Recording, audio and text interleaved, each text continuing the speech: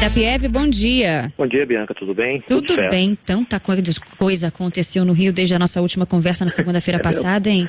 É verdade, aquele clichê, né, de tédio não se morre aqui, não, né? Tá uma loucura o Rio de Janeiro. Se houver uma outra encarnação, uma reencarnação, eu prefiro uma cidade bem tediosa, assim, no interior da Argentina, da Suíça, alguma coisa assim, porque o Rio realmente não cessa de gerar notícias, o que é bom para os jornalistas, né, para nós, mas ao mesmo tempo a gente gostaria de gerar notícias melhores. É verdade. E como é que você viu a prisão aí de 2 ex-governadores da Pieve?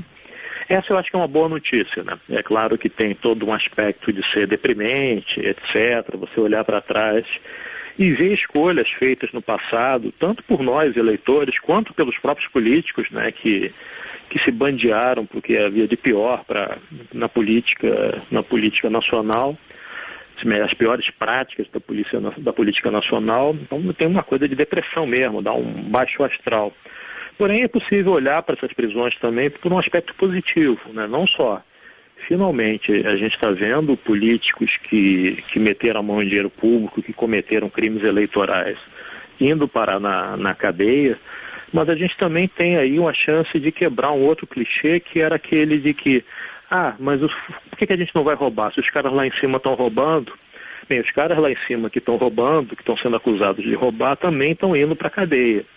Então aquele mau exemplo vindo de cima, que servia um pouco como uma desculpa meio calhorda para as pequenas picaretagens feitas aqui embaixo, está desaparecendo. Então acho que passado um primeiro choque, acho possível pegar esses episódios da prisão do Sérgio Cabral Filho e do Antony Garotinho como um alento para criar-se uma sociedade melhor, onde o dinheiro público seja tratado com mais decência, que os cargos públicos sejam tratados com mais decências.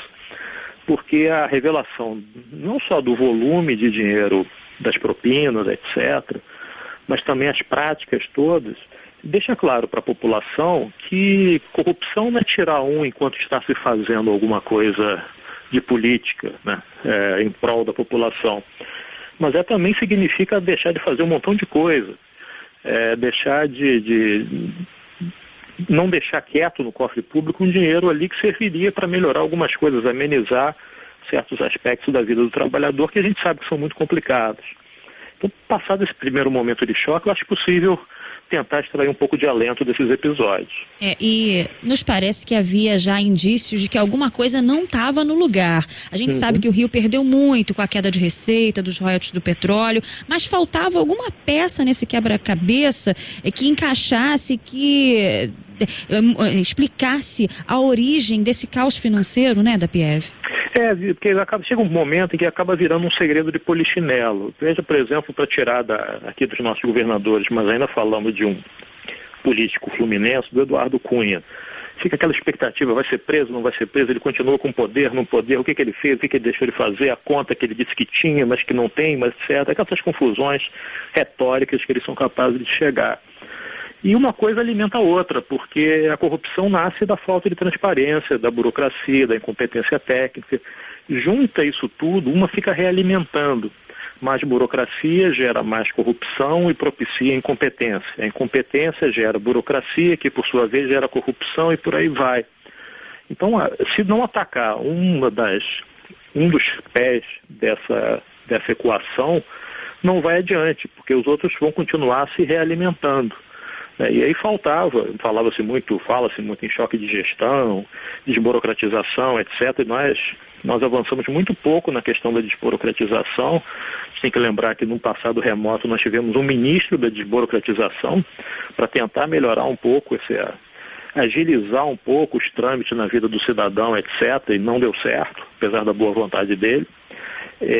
Aí vem essa história de que você tem que atacar também a corrupção, porque se você não ataca a corrupção ou fica só na corrupção miúda, a burocracia e tudo vai continuar comendo pedaços do dinheiro público, assim como a incompetência, fica tudo junto, é difícil dizer onde termina a burocracia e a incompetência e começa a corrupção, está tudo muito junto, um se nutre do outro, então atacar por cima também é fundamental para a gente conseguir tentar tirar o Estado desse buraco tenebroso em que ele se encontra. Isso para falar só do Rio de Janeiro, porque o Brasil não é substancialmente diferente, não. E a grande pergunta é o que será do Rio no ano que vem, né?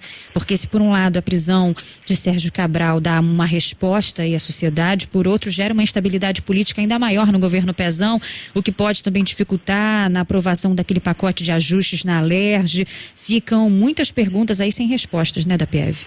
Perde-se moral, já não havia muita, mas perde-se ainda mais moral para tentar negociar um pacote de ajustes que de alguma forma é necessário, porque senão a conta não fecha. Então, por onde é que vai se ajustar? Agora, um governo que tem os pés nesse quadro que a Operação Calicut revelou, terá muito mais dificuldade de aprovar qualquer coisa, negociar com a sociedade e com os servidores, do que um governo que não tivesse todo esse pé de barro. Tem outro aspecto também a ser considerado, que é a posse do prefeito Marcelo Crivella em janeiro. Talvez ela possa contrabalançar um pouco isso, porque o município do Rio de Janeiro tem uma posição um pouquinho superior em termos de economia ao Estado. E todas essas prisões, toda essa indignação nossa contra a prisão, a burocracia, etc., pode servir de recado também para uma gestão Crivella, para que ela seja mais profissional, menos personalizada, que as coisas funcionem de uma maneira diferente, né? Acho que faltou, não só ao Cabral, ao Garotinho, mas muitos outros, inclusive a ex-presidente Dilma, faltou entender o que as ruas de 2013 estavam falando. As ruas de 2013 estavam dizendo, olha, o Estado brasileiro não fornece o que ele cobra. Temos problemas de saúde, educação, transporte, e ele não está entregando isso tudo. É verdade. Os políticos acharam que a culpa era do outro, que as manifestações eram insufladas ou por um lado ou por outro. E, na verdade, no início ali não tinha nenhum partido envolvido naquela história. A gente está em cima do Repórter CBN. Eu agradeço muito sua participação aqui com a gente da PIEV. Um ótimo dia para você, viu? Até a próxima. Tchau. Arthur da PIEV com a gente sempre segunda-feira aqui no CBN Rio.